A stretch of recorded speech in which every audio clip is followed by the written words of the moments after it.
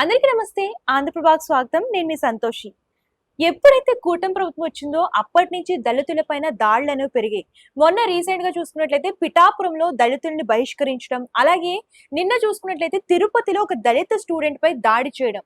ఎందుకెవరు react కావట్లేదు? ముఖ్యంగా పవన్ కళ్యాణ్ గారు ఎందుకు రియాక్ట్ కావట్లేదు? ఈ విషయం గురించి మనతో చర్చించడానికి రాజకీయ విశ్లేషకులైనటువంటి చిట్టిబాబు గారు మనతో పాటు ఉన్నారు. నమస్తే సార్. నమస్తే సార్, రీసెంట్ గా చూసుకున్నట్లయితే దళితులపైన ఎక్కువ దాడులు జరుగుతున్నాయి. అంటే ఎప్పుడైతే కూటమి ప్రభుత్వం అయితే వచ్చిందో అప్పటి నుంచి మొన్న పిఠాపురంలో చూసుకున్నట్లయితే దళితుల్ని బహిష్కరించారు. అలాగే నిన్న తిరుపతిలో ఒక దళిత స్టూడెంట్ పై దాడి చేశారు. ఎందుకు సార్? ఎక్కడ అన్యాయం జరిగితే అక్కడ ఉంటానన్న పవన్ కళ్యాణ్ దళితుడు పిఠాపురంలో దళితులు బహిష్కరించలే కదా. ఒక పిల్ల, చదువుకునే పిల్ల, దళిత పిల్ల రోడ్డు దీపం దగ్గర చదువుకునే ఎగ్జామ్స్ చదువుతాడు. దానికి కూడా కనికరం రాలేదు. ఒక చదువుకునే పిల్ల, ఆడపిల్ల జీవితం చదువుకుంటే లైట్లు తీసేశారు. ఏమిటంటే గవర్నమెంట్ స్థలంలో ఇళ్ళు ఉన్నాయి, పీకేసి కరెంట్ పీకేసి తన కాన్స్టిట్యున్సీ నోరిప్పలేదు.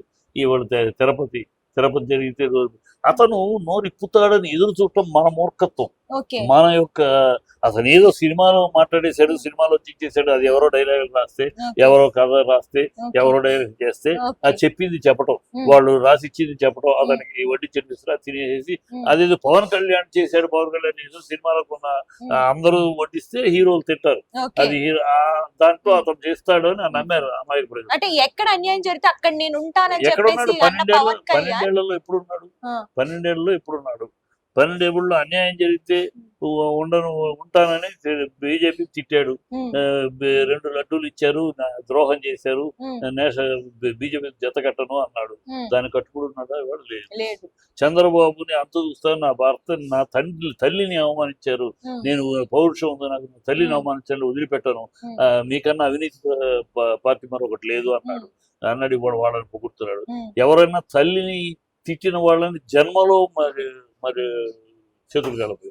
జన్మలో కౌలితో తన తల్లిని నిందించిన వాడు ఎవడైనా, మరి పవన్ కళ్యాణ్ మరి ఏం మనిషి, తన తల్లిని నిందించిన వాళ్ళని అంత మాట్లాడి వాళ్ళతోటి ఆహా ఊహో. సో అతని దగ్గర ఒక నైతికత లేదు, ఒక నిబద్ధత లేదు, ఒక నీతి రీతి లేదు, ఒక నిజాయితీ లేదు. ఎప్పుడు ఏం మాట్లాడతాడు, ఎందుకు మాట్లాడతాడో తెలియదు. అతను కేవలం తన రాజకీయ ప్రయాణం కోసమే అన్నాడు. కులాలు వద్దన్నాడు, తనే అన్నాడు. ఎవరో చెప్తే తనే ఆవేశంగా కులాలు ఏమిటి, రాజకీయాల్లో కులాలు ఏంటి అన్నాడు.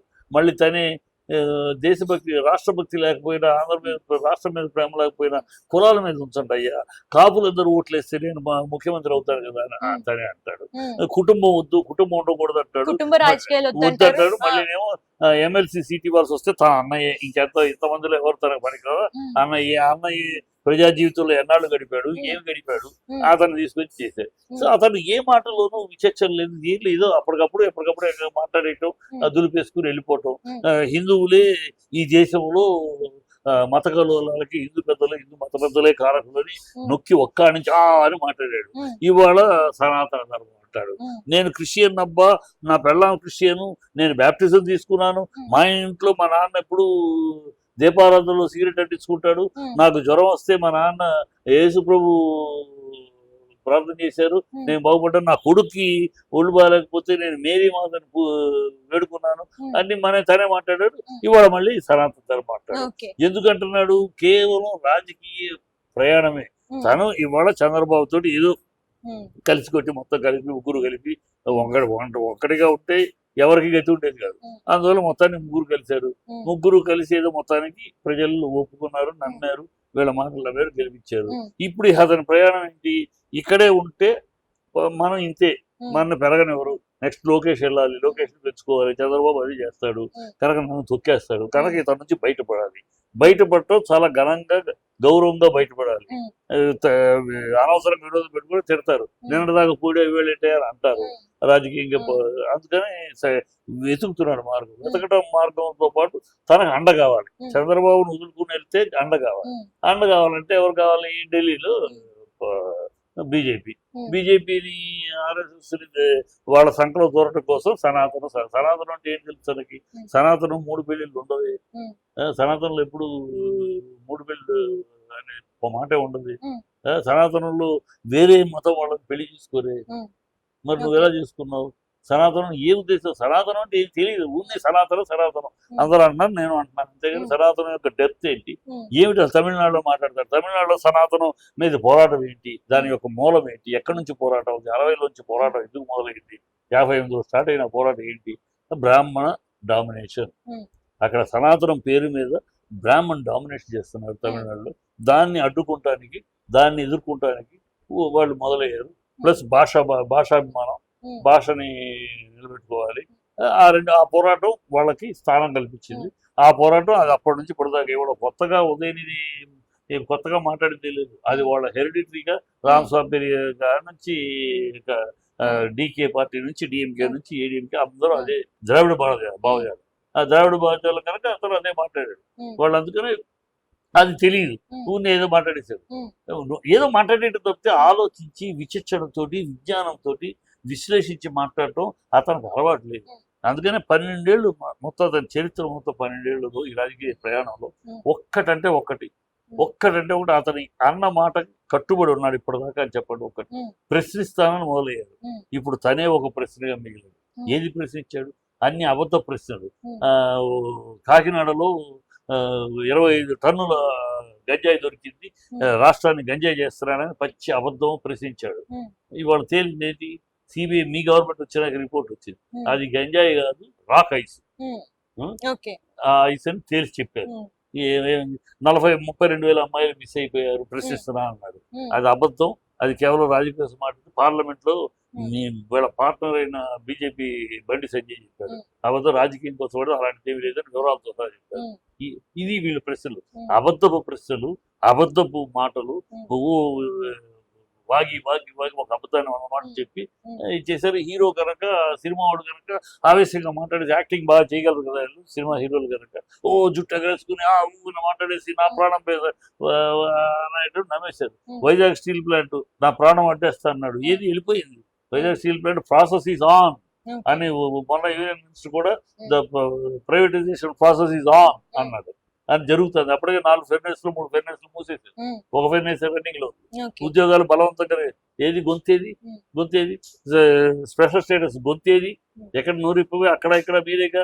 మొన్నటిదాకా ఏమన్నారు, ఇదే చంద్రబాబు 2017లో ఎందుకు విడిపోయాడు నాకు స్పెషల్ స్టేటస్ ఇవ్వలేదు కనుక బీజేపీ తెగదెబ్బలేదు. మరి ఇప్పుడు అక్కడ ఇక్కడ మీరే కదా అడగచ్చు కదా, తేవచ్చు కదా.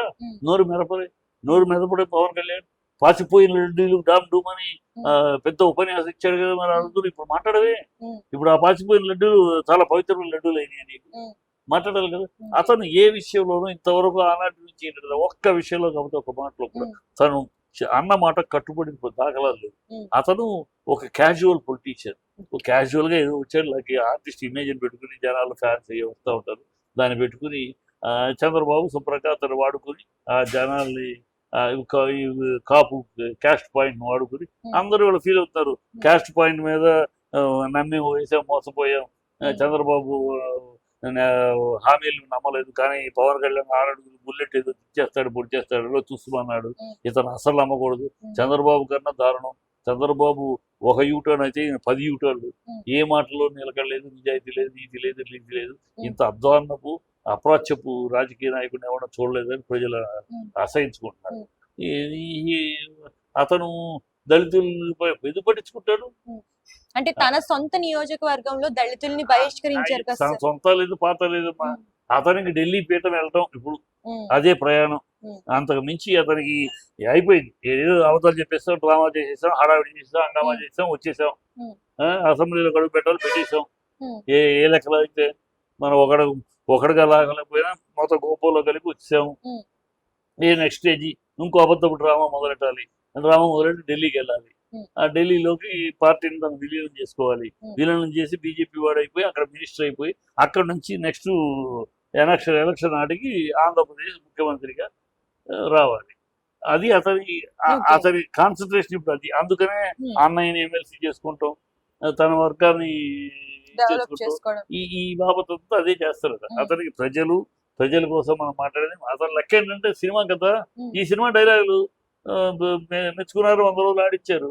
ఇప్పుడు పోతారెడ్డి సినిమాల మధ్యలో పోతాయి, మళ్ళీ వస్తుంది. మనం వచ్చాడు మళ్ళీ ఇంకో సినిమా అబద్ధాలు ఆడతాం, ఇంకో డ్రామా ఆడతాం, ఓ సినిమా లాగా మళ్ళీ ఒప్పించవచ్చు. సినిమాలు ఒప్పుకుంటారు. ఓ సినిమా ఫ్లాప్ అయినా మళ్ళీ ఇంకో సినిమాని ఒప్పుకుంటారు. రాజకీయాల్లో అలా కాదు. ఒకసారి నీ మీద నీ క్యారెక్టర్ మీద నీ నమ్మకాలు పోతే ప్రజలకి మళ్ళీ అరిచి గీ పెట్టినా నీ దరిదాపులు నేను చేర్చుకో. ఓకే. అతను తెలియట్లా. ఏదో సినిమా లాగానే ఈ సినిమా పోతే నెక్స్ట్ సినిమా మళ్ళీ మాట్లాడతాం, మళ్ళీ ఏదో ఇంకో అబద్ధాలు, ఇంకో కథ, ఇంకో డ్రామా, ఇంకో ఆవేశం రెచ్చిపోయి డామ్ డూమ్ అని నాటకాలు ఆడేసేసి కావాలంటే రక్తపు వాంతి చేసుకుని రక్తపు వాంతి వస్తున్నా సరే ప్రజల కోసం ప్రజల మధ్య అలాంటి డ్రామాలు చేయడానికి కూడా సిద్ధమవుతారు. సినిమా డ్రామాలు కదా ఇవన్నీ, వాటిని కూడా సిద్ధమవుతారు. ఇవి ఆ కాన్ఫిడెన్స్ లో ఉన్నారండి. అంతే ఓకే. అతను వస్తాడు, అతను ఏదో చేస్తాడు. అది గతంలో నేను నమ్మాను. ఇప్పుడు ప్రజల్లో మోసపోయాడని నేను గతంలో నమ్మాను. ఇతనేదో వస్తాడు, ఏదో చేస్తాడు, పెద్ద రాజకీయం, కొత్త రాజకీయం, ఆంధ్ర రాష్ట్ర రాజకీయాలు బాగుపడిపోతాయి. ఈ చంద్రబాబు కాంగ్రెస్ చేసిన దౌర్భాగ్య రాజకీయాల నుంచి బయటపడుతుంది ఆంధ్ర రాష్ట్రం, మంచి రాజకీయం వస్తుంది, నిజాయితీ రాజకీయం వస్తుంది అని నేను నమ్మా. కానీ ఈ మహానుభావుడు వచ్చిన తర్వాత ఈ సంవత్సరంలో ఈ ఎలక్షన్ టైంలో కానీ ఇప్పుడు కానీ చూసినాక చంద్రబాబే చంద్రబాబు కన్నా ఇంతటి గొప్ప అతని కంటే కనుక ఆ చట్టం మళ్ళీ అన్నట్టు చంద్రబాబే యూటర్న్ అంటే అతనికి పెద్దన్నలాగా ఇన్ని యూటర్న్ల, ఇన్ని నిలకడ లేని మాటల, ఇన్ని నిజాయితీ లేని మాటల, ఇన్ని నీతి లేని చేష్టల, ఏం మనిషి అయ్యా బాబు ఈ రాజకీయాలకు ఎందుకు వచ్చినట్టు? జనాల్ని ఎరిపప్పులు చేయడానికి, జనాల్ని మోసం చేయడానికి. కానీ మాలాంటి వాళ్ళు కూడా మెచ్చుకున్న మాలాంటి వాళ్ళు కూడా ఈ దరిద్రం చాలు, ఎప్పుడు ఈ దరిద్రం ఉంటుందా అనే పరిస్థితిలో ప్రజలు ఉన్నారు.